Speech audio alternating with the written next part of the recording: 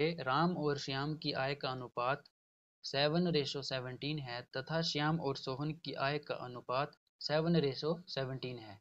यदि राम की आय 490 रुपये है तो सोहन की आय कितनी होगी। राम दिया है आपके पास, दूसरा कौन दिया है जी, श्याम, और तीसरा दिया है आपके पास कौन, सोहन। बिल्कुल ध्यान से समझेंगे क्वेश्चन को।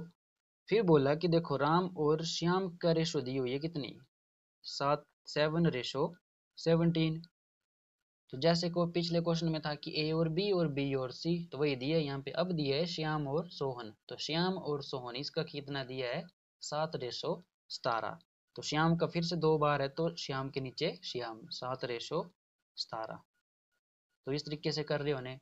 अब जैसे जैसे जहाँ जहाँ पे खाली स्पेस है वहाँ पे नियरेस्ट नंबर लिख दो। इसके नियरेस्ट नंबर कितना है जी, 17। इसके नियरेस्ट नंबर कितना है, 7।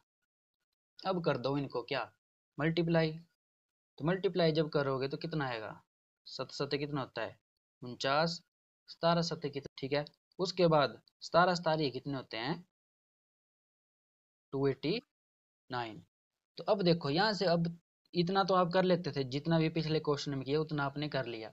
तो ये आ गया आपके पास राम का हिस्सा, ये आ गया श्याम का हिस्सा, और ये आ गया सोहन का हिस्सा जो फाइनल हिस्सा होगा।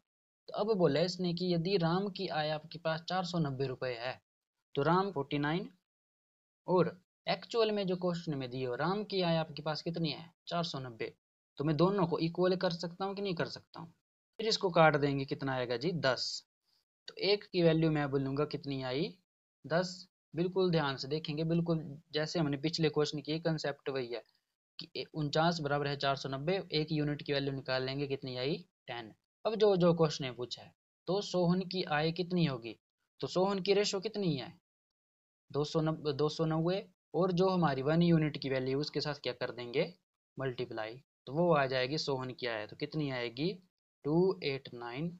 कभी भी 10 या 100 या मल्टीप्लाई करते हैं तो उतनी जीरो लगा देते हैं आगे, तो 1 है तो 1। तो आप बोलोगे सर सोहन की आय कितनी होगी, 2890 रुपये। अगर वही श्याम की आय पूछते तो 10 की मल्टीप्लाई करनी थी आपने यहाँ पे, तो 1190 रुपये आ जाने थे आपकी श्याम की आय।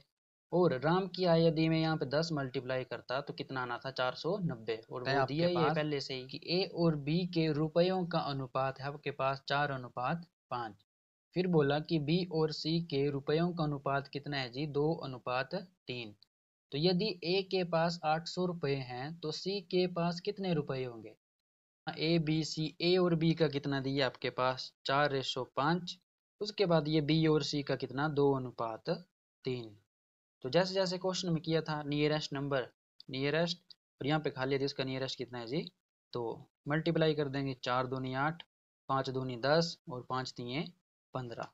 ठीक है। अगर यहाँ पे वैल्यू कट रही तो मैं काट देता, अब नहीं कट रही है तो इसको ऐसे रहने देंगे। फिर बोला कि ए के पास 800 रुपये हैं, तो ए के पास यहाँ पे कितने हैं, 8। तो बोला कि ए के पास 8 है, तो वो इक्वल हो जाएंगे, 8 और 8 ही, 800 रुपये ए के पास हैं तो दोनों इक्वल करेंगे। फिर से यहाँ से एक की वैल्यू निकाल लेंगे, कितनी आएगी, 800/8। काटेंगे, कितना आएगा जी, 100। अब जो क्वेश्चन में पूछा तो एक की वैल्यू यहाँ से कितनी आ गई आपके पास, 100। फिर जो क्वेश्चन में, तो सी के पास कितनी होगी, तो सी के यहाँ पे कितना है, 15, और मल्टीप्लाई कर देंगे जो आपने अभी निकाला, तो कितना आएगा जी, 1500 रुपये। तो बताएंगे 5330 रुपये ए बी सी डी में इस प्रकार बांटो कि ए रेशो बी आपके पास 3:4, और बी रेशो सी की वैल्यू है 5:6, और सी रेशो डी की वैल्यू है 7:54। ए बी की कितनी दी है आपके पास, 3:4।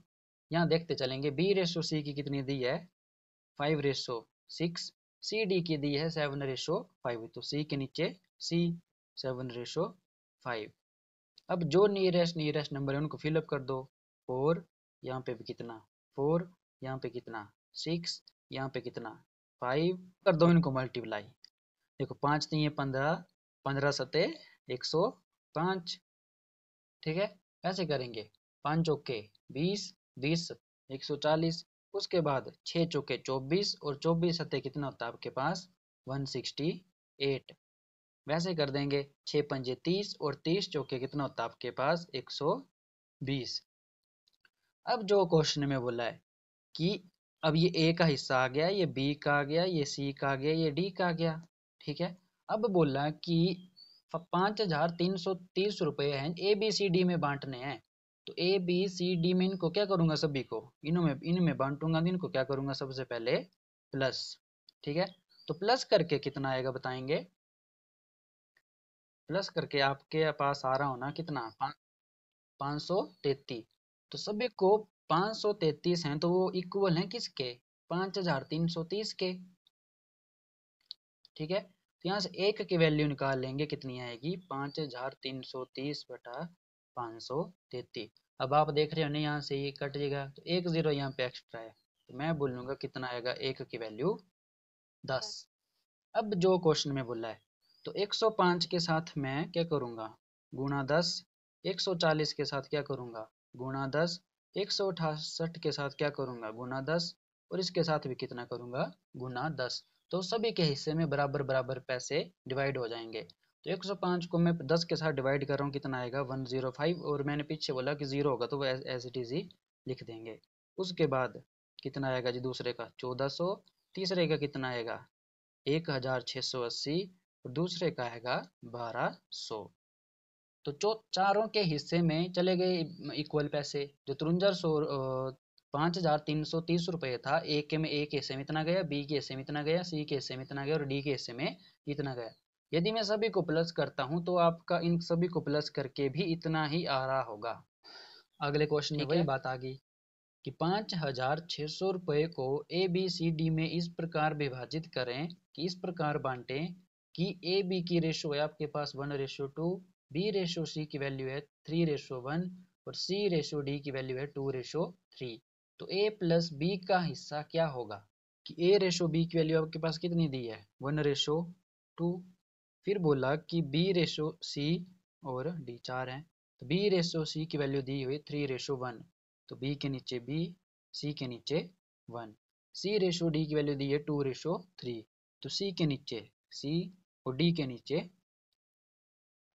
3। अब जो जो नियरेस्ट नंबर है उनको फिलअप कर दो। यहाँ पे कितना आएगा 2, यहाँ पे भी कितना आएगा 2। स्ट्रेट लाइन में चेक करेंगे, यहाँ पे खाली स्पेस है, यहाँ पे कौन सा नंबर आएगा 1, यहाँ पे कितना आएगा 2, और इसके साथ में ही 2, और इसके साथ में कितना आएगा 3। अब इनको क्या कर दो, मल्टीप्लाई। 3 दूनी 6, 6 कम 6, 3 दूनी 6, 6 दूनी 12, 2 दूनी 4 और 3 दूनी 6। तो अब आप देख रहे होंगे ये वाली वैल्यू जो है 2 से कट रही है, तो मैं इस रेशो को और शॉर्ट कर सकता हूँ। ठीक है, इसको काट देंगे। 3 दूनी 6, 2 दूनी 4, 6 दूनी 12, 3 दूनी 6। 2 2 के साथ वैल्यू काटी मैंने। अब देखो, अब नहीं कटेगी ये वाली रेशो, तो आप बोलोगे ए बी सी डी की वैल्यू कितनी आई, 3, 6 और 2 और 3। तो अब 5,600 रुपये हैं, वो ए बी सी डी में बांटना है। तो पिछले क्वेश्चन की तरह, तो ए बी सी डी में बांटने के लिए मैं क्या करूँगा, सभी को प्लस, कितना आएगा 6 3 9 10 11 12 13 14। तो प्लस करके कितना आएगा 14। तो सभी के हिस्से में बांटूंगा मैं कितने रुपए जी, 5600। तो यहाँ से मैं एक एक हिस्सा निकाल लूंगा, कितना आएगा 5600 बटा 14। अब काटूंगा, कितना आएगा जी 400। तो एक की वैल्यू कितनी आएगी आपके पास 400। ठीक है, अब जो क्वेश्चन में पूछा है, सभी का हिस्सा पूछते तो 400 के साथ में इसकी भी मल्टीप्लाई करता, इसकी भी करता, इसकी भी करता और इसकी भी करता, तो सभी का हिस्सा मल्टीप्लाई। लेकिन क्वेश्चन में पूछा है ए प्लस बी, तो ए में मल्टीप्लाई करूंगा कितना 400, और बी का पूछा है तो कितना 400। बस जो जो पूछा है, तो 4 3 कितना आएगा 1200, प्लस ए प्लस बी का हिस्सा कितना आएगा 3600। 710 रुपये को ए बी सी डी में इस प्रकार बांटा गया कि ए को बी से 40 ज़्यादा, ए को बी से 40 ज़्यादा और सी को ए से 30 ज़्यादा मिलते हैं। तो ए का भाग बताओ, ए को बी से 40 ज़्यादा मिलते हैं। तो मैं भी कुछ भी नहीं कर रहा हूँ, ठीक है।